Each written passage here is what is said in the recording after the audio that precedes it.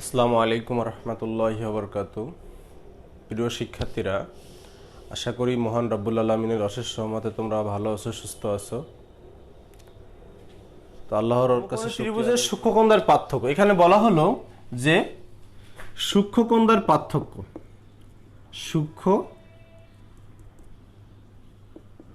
সূক্ষ্মকোণদ্বয়ের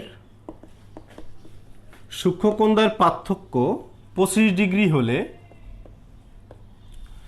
সূক্ষ্মকোণদ্বয়ের পার্থক্য 25 ডিগ্রি হলে ক্ষুদ্রতম কোণটির মান কত? ক্ষুদ্রতম কোণটি কত? একটা প্রশ্ন। খেয়াল করো শিক্ষার্থীরা, সূক্ষ্মকোণদ্বয়ের পার্থক্য কিন্তু 25 ডিগ্রি বলা হয়েছে। তাহলে এই ছোট যে দুটো কোণ, এই দুটো কোণের পার্থক্য এখন 25 ডিগ্রি। এবার খেয়াল করো কি ধরনের প্রশ্ন। এই ধরনের প্রশ্ন আমরা অনেক দেখে থাকি। সূক্ষ্মকোণদ্বয়ের পার্থক্য 25 ডিগ্রি হলে ক্ষুদ্রতম কোণটি কত? এটা আমরা পারি এবং অনেকে ভুল করে বসি। আমার পরামর্শ হচ্ছে, তুমি কিন্তু জানো যে এই দুটো সূক্ষ্মকোণের যোগফল কিন্তু 90 ডিগ্রি, এটা কিন্তু তুমি জানো। তাহলে একটু লেখো, x প্লাস ওয়াই ইকুয়াল হচ্ছে 90 ডিগ্রি। কি করলাম আমরা? এই কোণটাকে ধরে নিলাম x, এই কোণটাকে ধরে নিলাম হচ্ছে আমরা y। তাহলে x প্লাস ওয়াই সমান 90 ডিগ্রি। আবার x মাইনাস ওয়াই সমান বলে দেওয়া হয়েছে কয় ডিগ্রি? 25 ডিগ্রি। এই যে পার্থক্য এখানে আমরা বড় কোণ ধরে নিয়েছি x কে। এটা তুমি ইচ্ছা মতো ধরে নেবে এবং খুব দ্রুত করার চেষ্টা করবে। তাহলে এখান থেকে আমার y কেটে গেল। 2x সমান আমরা কত পাচ্ছি দেখো তো?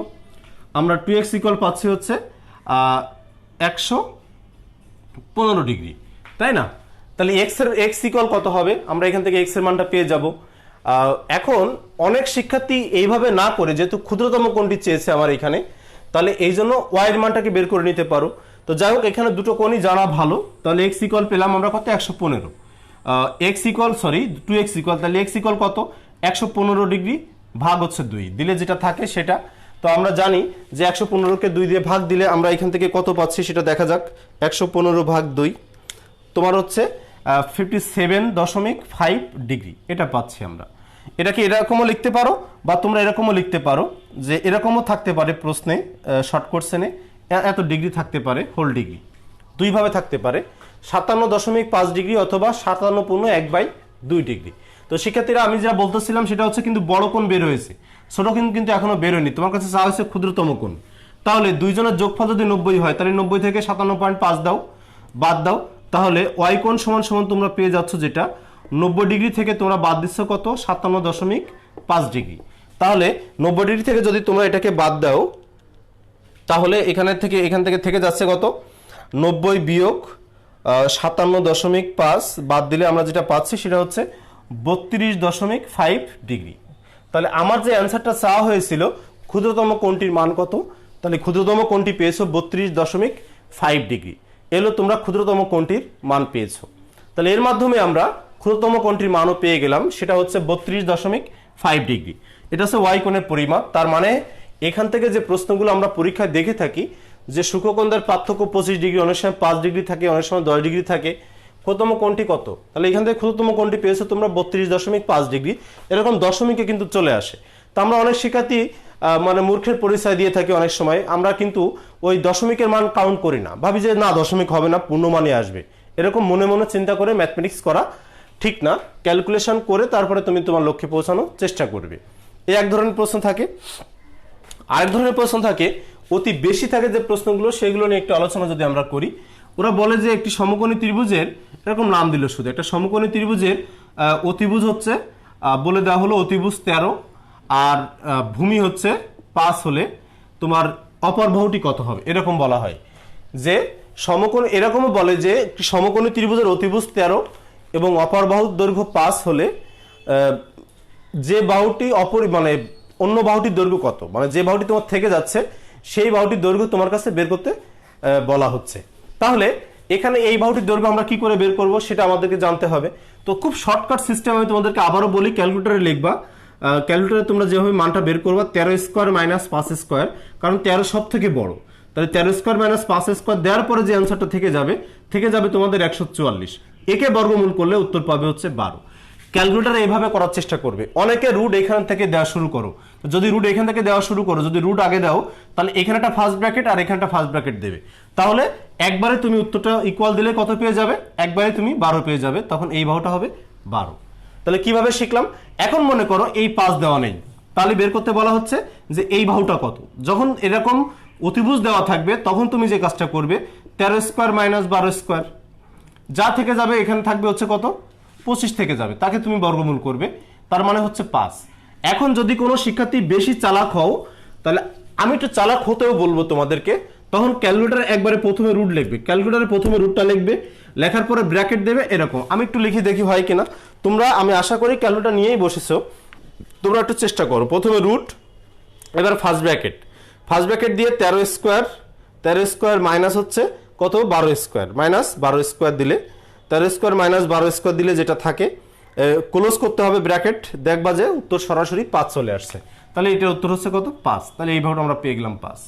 এখন মনে করো এই সমকোণী ত্রিভুজের সন্নিহিত বাহুদার দৈর্ঘ্য দেওয়া আছে, অপর বাহুটি কত, খেয়াল করো কিন্তু সমকোণী ত্রিভুজের সন্নিহিত বাহুদার দৈর্ঘ্য দেওয়া আছে, অপর বাহুটি কত, তাহলে অপর বাহুটা কিন্তু অতিভুজ, অতিভুজকে কিন্তু সন্নিহিত বলা হয় না, তাহলে অতিভুজ কত হবে, তখন এখানে এরকম রুট দেবে, দিয়ে এরকম 12 স্কোয়ার যোগ হচ্ছে 5 স্কোয়ার, এবার যোগ দেবো, তাহলে ছোট দূর থাকলে যোগ দেবো, আর বড় থাকলে যে কোনো একটাকে আমরা সবসময় তার থেকে বিয়োগ দেবো, তাহলে এরকম দিলে আমরা পেয়ে যাবো উত্তর কত, 13। তাহলে বড় বাহুটা পেয়ে গেলাম কত, 13। সমকোণী ত্রিভুজ থেকে এই প্রশ্নগুলো খুব বেশি আসে। এবার আরো প্রশ্ন কি আসে, একটা সমকোণী ত্রিভুজের এরকম দিয়ে দিল, খেয়াল করো শিক্ষার্থীরা, একটি সমকোণী ত্রিভুজের একটি বাহু 13 এবং তার সাথে সন্নিহিত বাহু দৈর্ঘ্য 5 হলে ক্ষেত্রফল কত। এইবার চা হচ্ছে ক্ষেত্রফল কত, বুঝতে পারছো আমার কথা, এইবার তোমার কাছে চা হচ্ছে ক্ষেত্রফল ইকুয়াল হট, ক্ষেত্রফল চা হচ্ছে ক্ষেত্রফল কত হবে। এখন এই ক্ষেত্রফল বের করতে গেলে যেটা লাগে সেটা তো তোমার দেওয়া নেই, তখন তুমি প্রথমে এই বাহুটাকে বের করে নেবে, চালা কি করে, হ্যাঁ, তাহলে এই তথ্য দেওয়া আছে কিন্তু এটা একটি বাহু অতিভুজ 13 এবং অতিভুজের সাথে সন্নিহিত বাহুর দৈর্ঘ্য 5 সেন্টিমিটার হলে ক্ষেত্রফল কত, এই হলো প্রশ্ন বলা হচ্ছে। তখন আমি ক্ষেত্রফল কি করে বের করব, তাহলে এই অতিভুজ থেকে আমি এই একে বাদ দিয়ে এইটাকে বাদ দিয়ে আগে লম্ব বের করে নেব, যেটা তোমরা জানো রুটের ভিতরে তোমরা লিখেছো 13 স্কোয়ার মাইনাস 5 স্কোয়ার। যদি তোমরা ব্র্যাকেট না দাও উত্তর কিন্তু হবে না, মনে রাখবা যে এই রুটটা শুধু প্রথমটার জন্য কাউন্ট করে, এর জন্য ব্র্যাকেট বাধ্যতামূলক। প্রথমে রুট দিয়ে কি করব, আমি আবার দেখাই, প্রথমে আমরা রুট দেব, রুট দিয়ে ব্র্যাকেট শুরু করব, 13 স্কোয়ার মাইনাস 5 স্কোয়ার দিলে আমরা এখান থেকে 12 পেয়ে গেলাম, তাহলে এই বাহুটা 12। আমরা জানি যে কোনো ত্রিভুজের ক্ষেত্রফলের সূত্র হাফ ইন্টু ভূমি গুণ উচ্চতা, তাহলে এখানে লিখবো হাফ ইন্টু 5 গুণ হচ্ছে কত, 12। তাহলে আমরা এখান থেকে 12 2 দিয়ে 6 কেটে দিলাম, তাহলে উত্তর কত পেলাম আমরা এখান থেকে 30। তাহলে 30 বর্গ, এটার ক্ষেত্রফল হচ্ছে 30 বর্গ একক, যে একক থাকবে সেই এককটা আমরা লিখে দেবো। তাহলে এইভাবে ত্রিভুজের ক্ষেত্রফলটা আমাদেরকে বের করতে বলা হয়, এই আর কি। তো তখন আমরা এই প্রশ্নের উত্তরগুলো এইভাবে দেওয়ার চেষ্টা করব, ঠিক আছে। আরো কিছু প্রশ্ন আমরা দেখব সমকোণ থেকে কিভাবে হয়, সমকোণী ত্রিভুজ থেকে আরো কিছু কিছু প্রশ্ন হয়। মনে করো একটা দিয়ে দিয়ে বলে কি যে একটা সমকোণী ত্রিভুজের কথা বললো, যে ত্রিভুজ এবিসি এর মনে করো বি কোণ সমান সমান 90 ডিগ্রি। এরপরে বলা হলো যে এবি ইকুয়াল এসি, বি কোণ ইকুয়াল 90 ডিগ্রি বলতেছে, আর এবি ইকুয়াল যদি বিসি হয়, এবি ইকুয়াল বিসি হলে সি কোণ ইকুয়াল হট, এরকম বলা হচ্ছে।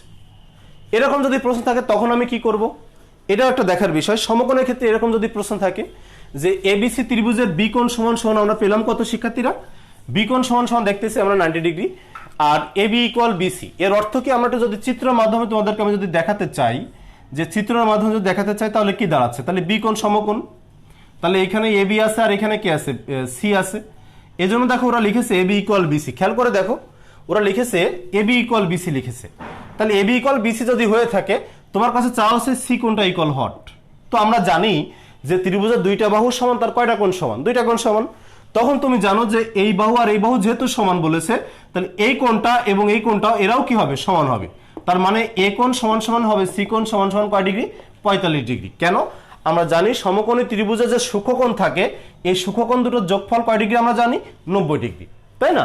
সমকোণী ত্রিভুজের সূক্ষ্মকোণের দুটো কোণ থাকে, সূক্ষ্মকোণ দ্বয় যোগফল হচ্ছে আমরা জানি 90 ডিগ্রি। তার মানে 90 কে যদি 2 দিয়ে ভাগ দেয় তাহলে 45 পাওয়া যায়, এটাও 45 এটাও 45, তাহলে প্রত্যেকটা কোণ আমরা কত করে পেলাম শিক্ষার্থীরা, 45 ডিগ্রি। সি ছিল কিন্তু শুধু সি কোণ, আমরা কিন্তু এ কোণটাও জানি এখন, তাই না।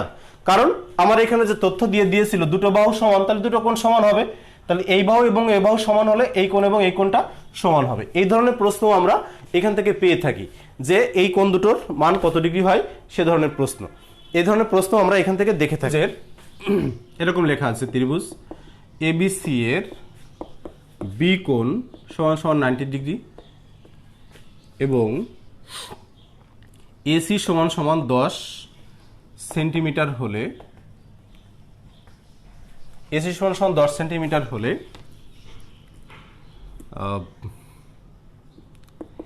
এবি ও বিসি বাহুর বর্গের সমষ্টি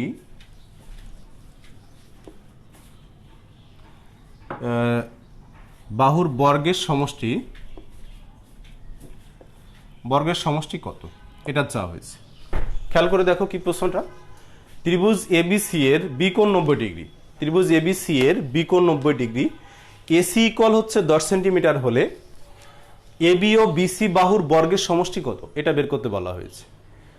এই ধরনের প্রশ্ন দেখে আমরা অনেক সময় হিমশিম খেয়ে যাই, ভয় পেয়ে যাই। এরকম ভয় পাওয়া যাবে না, এগুলো কিন্তু কোনো কঠিন প্রশ্ন না। তুমি শুধু একটু চিন্তা করলে সমাধানে পৌঁছানো সম্ভব। কিভাবে সম্ভব খেয়াল করো শিক্ষার্থীরা। এখানে আমি একটু তোমাদের ব্যাখ্যাটা বোঝানোর চেষ্টা করতেছি, তার জন্য লেখা। এখানে দেখো বলা হয়েছে যে বি কোণটা সমকোণ, এটুকু তোমাকে হিন্টস দেওয়া থাকবে। তাহলে এটা তোমার 90 ডিগ্রি হলো এই কোণটা, বি কোণ সমকোণ যেহেতু, তাহলে এখানে বি আছে তোমার নিশ্চিত। তার মানে হচ্ছে এই বাহুটা দেওয়া হয়েছে 10, কেন বি কোণ যদি সমকোণ হয় তার বিপরীত বাহুটা 10।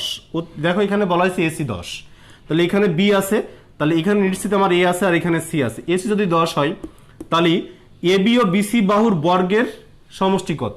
তো আমরা জানি যে আমরা কিন্তু এই বেসিকটা জানি, তাই না? এসি স্কোয়ার সমান সমান এবি স্কোয়ার প্লাস কত বিসি স্কোয়ার, এটা কিন্তু আমরা জানি। তাহলে এসি স্কোয়ারের বর্গের সমষ্টি যা হবে এদের জন্য বর্গের সমষ্টি কি হবে তাই হবে, তাহলে তার সমান লেখা যেত না। তো যার কারণে বেসিকটা হচ্ছে এখানে 10 স্কোয়ার করলে যা হবে তাই কত হবে 100। তাহলে এবি ও বিসি বাহুর বর্গের সমষ্টি কত হবে শিক্ষার্থীরা 100 হবে। তাহলে এবি ও বিসি বাহুর বর্গের সমষ্টি হচ্ছে 100। তাহলে এই বেসিকগুলো আমাদের কিন্তু খুবই সহজ ছিল প্রশ্নটা, অথচ হুট করে এই ধরনের প্রশ্ন দেখলে আমাদের অনেক সময় কষ্ট হতে পারে যে কি করে এটা বের করতে হবে, চিন্তায় পড়ে যাই আমরা। তার সাথে চিন্তা পড়ার কিছু নাই। তাহলে এই ত্রিভুজ এবিসি এর বি কোণ যদি সমকোণ বলে দেওয়া থাকে এবং এসির মান কিন্তু অতিভুজ কিন্তু বলিনি তোমাকে, তার মানে সমকোণের বিপরীত বাহু যে এসি হবে এটা কিন্তু তুমি নিশ্চিত। তাহলে এসি 10 দেওয়া হয়েছে, তাহলে বাকি দুজনের ওই যে সেই সমনয়, তাহলে 10 স্কোয়ার করলে যা হয় তাই, তাহলে বাকি দুজনের বর্গের সমষ্টি কত হবে 100 হবে। এটা আমরা জেনে গেলাম। এ আর একটা প্রশ্ন আমি দেখলাম মাত্র। তো এই ধরনের প্রশ্নগুলো আমরা সাধারণত পরীক্ষার দেখে থাকি যে বারবার বোর্ড পরীক্ষার ক্ষেত্রে আসে এবং বিভিন্ন পরীক্ষা আমরা এই প্রশ্নগুলো দেখে থাকি। তো এই জন্য আমি তোমাদের এই প্রশ্নটি সমাধান দেওয়ার চেষ্টা করলাম। তারপরে আরেকটা তথ্য দেওয়া আছে এখানে, কোন তথ্য দ্বারা সমকোণী ত্রিভুজ গঠন করা সম্ভব। খেয়াল করো, দেওয়া আছে এখানে 3, 6, তারপরে 8 দেওয়া আছে। তারপরে আরেকটা তথ্য দেওয়া আছে এখানে এরকম, তারপরে দেওয়া আছে 4, 4, 5, আরেকটা দেওয়া আছে 1, 6, 7, এরপর আরেকটা দেওয়া আছে 3, 4, 5 এরকম। আমি মনে করো এই যে 4টা তথ্য দেওয়া আছে, 4টা তথ্য লেখার চেষ্টা করলাম, 1, 2, 3, 4।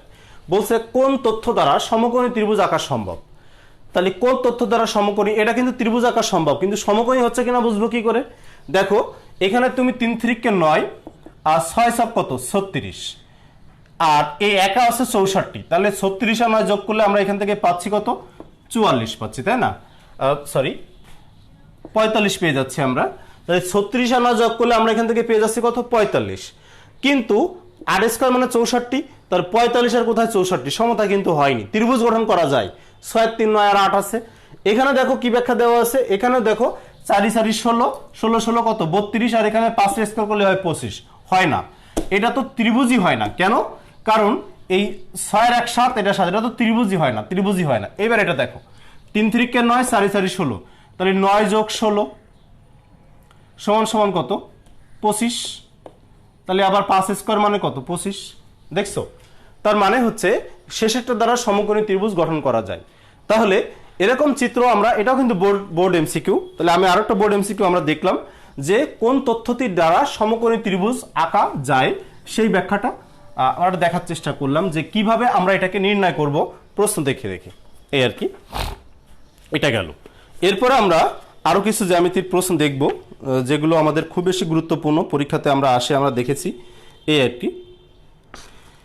এখন কিছু তথ্য তোমাদেরকে একটু জানাই রাখি, সেটা হচ্ছে যে এই তথ্যগুলো আমরা অনেক সময় ভুলে যাই।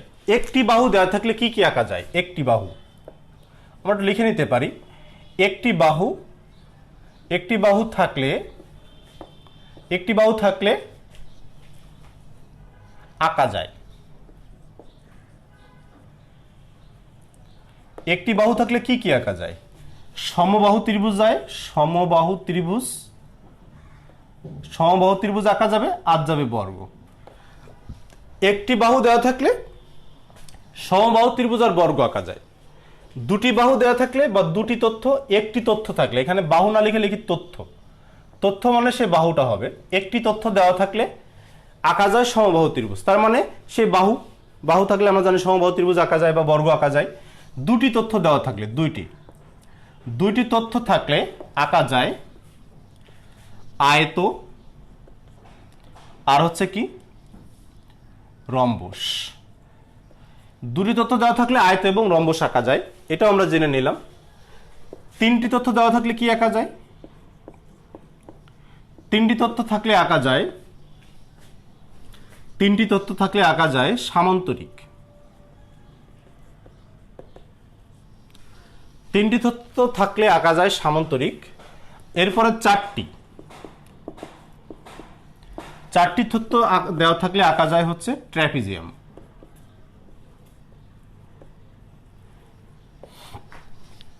এরপরে পাঁচটি স্বতন্ত্র যদি থাকে, পাঁচটি স্বতন্ত্র বা পাঁচটি নিরপেক্ষ তথ্য,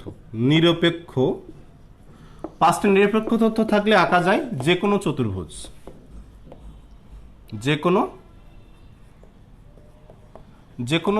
আঁকা যায়। তাহলে আমরা কিছু বেসিক দেখলাম।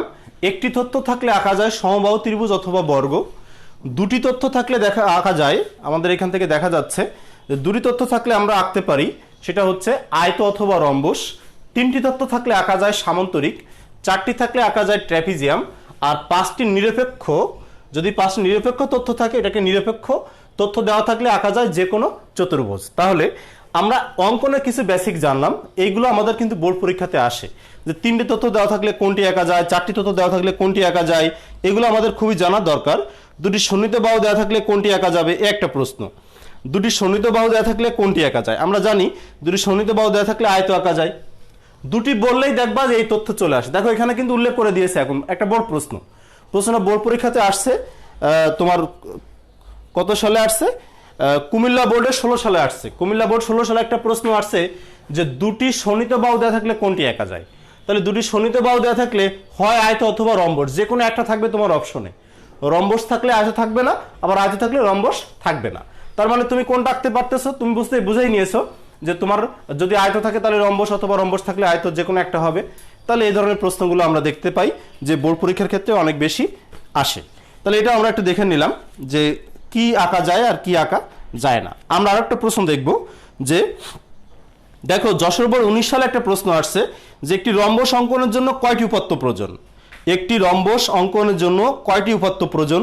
তোমাদের কাছে কিন্তু এখন খুবই পরিষ্কার। রম্বস আঁকতে গেলে কয়টি উপাত্ত প্রয়োজন? দুটি তথ্য প্রয়োজন বা দুটি উপাত্ত প্রয়োজন। তাহলে এখন ক্লিয়ার। এটা কিন্তু 19 সালে বোর্ডে আসছে। এবার একটা প্রশ্ন আসছে, আমি একটু পড়ি, মানে কতবার আসছে দেখো।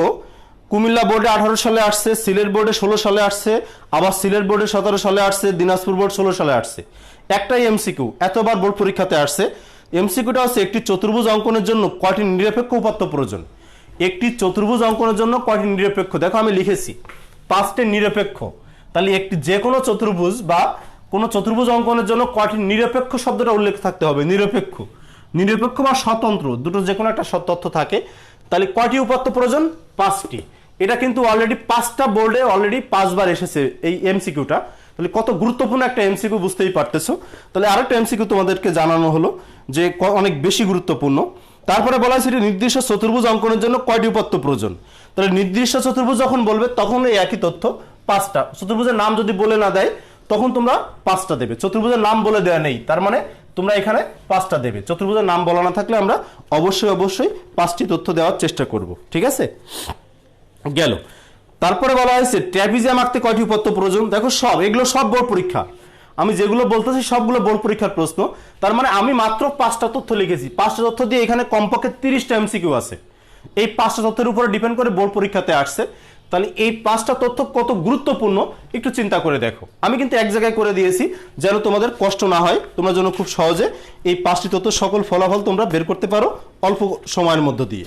এজন্য আমি সবগুলোকে একত্রে করে এক জায়গায় করে দিয়েছি যেন তোমাদের সহজে বের করতে সুবিধা হয়। আমরা এখন আরো কিছু বোর্ড এমসিকিউ দেখি যেগুলো আমাদের পরীক্ষাতে আসছে। বহুপদী আকারে কয়েকটা প্রশ্ন আমি তোমাদেরকে দেখানোর চেষ্টা করব। একটা তথ্য দিয়ে দেওয়া হয়েছে, সেখান থেকে বলা হয়েছে যে কোন কোন বাহুগুলো বের করতে বলা হয়েছে। আমার এই বেসিকটাই আজকে জ্যামিতির আলোচনায় শেষ বেসিক।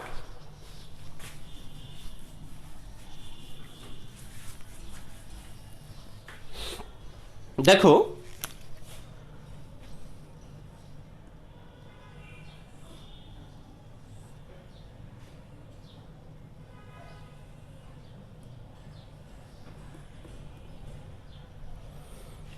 এখানে বলা হচ্ছে এটা এম, বোর্ড এমসিকিউ, হ্যাঁ, এটা এম, এটা এন, এরপরে বলা হয়েছে এটা পি, এটা আর, এটা ও। এখানে একটা সমকোণের কথা বলা হয়েছে, এরপরে বলা হয়েছে এটা 6, এটা 15, এরপরে বলা হচ্ছে যে এখান থেকে এই পি থেকে এই ও পর্যন্ত 23 এই পর্যন্ত। প্রথম প্রশ্ন হচ্ছে ওএন ইকুয়াল হট, এটা বলা হয়েছে। প্রথম প্রশ্ন হচ্ছে এই বাহুটা কত, এই বাহুটা বের করতে বলা হয়েছে, 1 নাম্বার প্রশ্ন। এই হলো প্রথম প্রশ্ন। শিক্ষার্থীরা খেয়াল করে দেখো কোন প্রশ্নটা, কোন বাহুটা বের করতে বলা হয়েছে, ওএন ইকুয়াল হট। আমি তোমাদের একটু বড় করে দেখাই। এলো প্রথম প্রশ্ন ওএন ইকুয়াল হট। দ্বিতীয় প্রশ্নে বলা হচ্ছে এখানে যে এম এন ওপি এর ক্ষেত্রফল কত, তার মানে এম এন ওপি এর ক্ষেত্রফল কত, এই প্রশ্নটা চাওয়া হচ্ছে। প্রথম প্রশ্ন যেমন ওএন ইকুয়াল চেয়েছে, তাহলে আমরা ওএন এর মান কিভাবে বের করতে পারি আমরা একটু আলোচনা করবো এখন, তাই না? তাহলে খেয়াল করো এখানে ওএন এর মান কত। এখন এখান থেকে এই পর্যন্ত দেখতে পাচ্ছ তোমরা 23, তাহলে এই বরাবর যদি আমি কেটে নিই তাহলে এটু কত হবে 15। তাহলে আমি যদি 23 থেকে 15কে বাদ দিই তাহলে কত থেকে যাচ্ছে, 5 আর কত হলে 13 হয় 8, হাতে হচ্ছে 1 থেকে যাচ্ছে, তার মানে আমার 8 পেয়ে যাচ্ছি। তাহলে আমি এখান থেকে এইটুকির মান পেয়ে গেলাম 8। খেয়াল করো 8 সমান সমান কার মান পেলে, আরও মান পেলে 8, তাহলে এটা কত হবে 10। দেখো তোমাদেরকে আজকে আমি লিখে দিয়েছি, দেখো তোমাদের খাতায় লেখা আছে, তোমরা যারা ক্লাস করতেছো 6, 8, 10 এরকম তথ্য দেখো আজকে আমি তোমাদেরকে লিখে দিয়েছি। তার মানে হচ্ছে এই সম্পূর্ণটা ছিল 23 থেকে তুমি এই বরাবর 15 কেটে নিলে, তাহলে এইটুকু যদি 15 হয় তাহলে এইটুকু কত হবে 8 হবে। তাহলে 8 হচ্ছে কার মান, আরও দৈর্ঘ্য। তাহলে এটা যদি 8 হয় তাহলে এই আরও থেকে আমরা এনও বের করব কি করে, বা ওএন বের করব কি করে। আমরা জানি ওএন বের করার বেসিক শিখেছি আমরা, 6 স্কোয়ার যোগ কত 8 স্কোয়ার, ব্র্যাকেট ক্লোজ করলে ইকুয়াল দিলে আমার উত্তর চলে আসবে। তাহলে ওএন এর দৈর্ঘ্য কত পেলে শিক্ষার্থীরা, 10 পেলে। তোমাদের দেখো এটা বলা হয়েছে এম এন ওপি এর ক্ষেত্রফল কত, তাহলে এম এন ওপি একটা ট্র্যাপিজিয়াম, তাই না? ট্র্যাপিজিয়ামের সকল তথ্য তোমার কাছে এখন দেখো ক্লিয়ার, যে তথ্যগুলো তোমার আগে থেকে দেওয়া ছিল। তার মানে হচ্ছে সমান্তরাল বাহুদ্বয়ের সমষ্টি, তাহলে 15 যোগ 23 গুণ হচ্ছে 6 বাই হচ্ছে 2। এলো ট্র্যাপিজিয়ামের ক্ষেত্রফলের সূত্র, সমান্তরাল বাহুদ্বয়ের সমষ্টি গড় বাই ইন্টু হচ্ছে উচ্চতা, তাই না? সমান্তরাল বাহুদ্বয়ের সমষ্টির গড় ইন্টু উচ্চতা, বা সমান্তরাল বাহুদ্বয়ের সমষ্টি ইন্টু উচ্চতা বাই হচ্ছে 2। এভাবে যে কোনো ভাবেই তোমরা এটাকে তোমাদের মতো করেই তৈরি করতে পারো। তাহলে এখান থেকে কত পেলে শিক্ষার্থীরা, এখান থেকে পেলাম 3, আর এখান থেকে কত পেয়েছি আমরা 5 আর 3 8, 2 আর 1 হচ্ছে 3, 38 গুণ হচ্ছে 3। তাহলে এখান থেকে যেটা পেলাম 3 8 24, 3 3 9, 9 আর 2 হচ্ছে 11, 124 এটা পেলাম আমরা। তাহলে ক্ষেত্রফল পেলাম 124, না ভুল বলেছি 114। তাহলে ক্ষেত্রফল পেলাম হচ্ছে আমরা 114 বর্গ একক, যে এককটা আছে সেই এককটা, আর আমরা বাহুটাও পেয়ে গেলাম। তাহলে এর মাধ্যমে একটা উদ্দীপকের মাধ্যমে একাধিক এমসিকিউ সমাধানও আমরা কয়েকটা দেখার চেষ্টা করলাম। তাহলে এখন কিছু ব্যাখ্যা আমি বলি, তোমাদের কিছু কথাবার্তাও বলি। এই ধরনের প্রশ্নগুলো সমাধান করার জন্য খুব ধীরে সুস্থে একটু অ্যালার্ট হতে হবে। আর তোমাদের যেহেতু জেএসসি পরীক্ষা যদি হতো, বোর্ড পরীক্ষার প্রশ্ন যদি আসতো, তাহলে সাবজেক্টিভ এবং অবজেক্টিভ প্রশ্ন একসাথেই তোমরা পেতে। তার মানে যখন যে প্রশ্নটা একটু জটিল মনে হতো তখন সেটাকে রেখে দিয়ে আরেকটা করতে পারতাম। যেহেতু বোর্ড পরীক্ষা হচ্ছে না, আমাদের স্কুলে নোটিশ আসছে আগামী মাসের প্রথম সপ্তাহে প্রথম উইকে তোমাদের স্কুলে একটা সিলেবাস আসবে বোর্ড থেকে, অ্যাসাইনমেন্ট লিখতে হবে তোমাদের। সেখান থেকে তোমাদের ওই অ্যাসাইনমেন্টের উপরে তোমাদের ইয়ে দেওয়া হবে, তোমাদের যেটা সার্টিফিকেট দেওয়া হতো ওই সার্টিফিকেটটা দেওয়া হবে। আমি এটা গতকাল পেয়েছি। তো এর জন্য তোমাদের বলবো যে তোমরা এখনো 8 এর বই একটু রপ্ত করার চেষ্টা করো, কারণ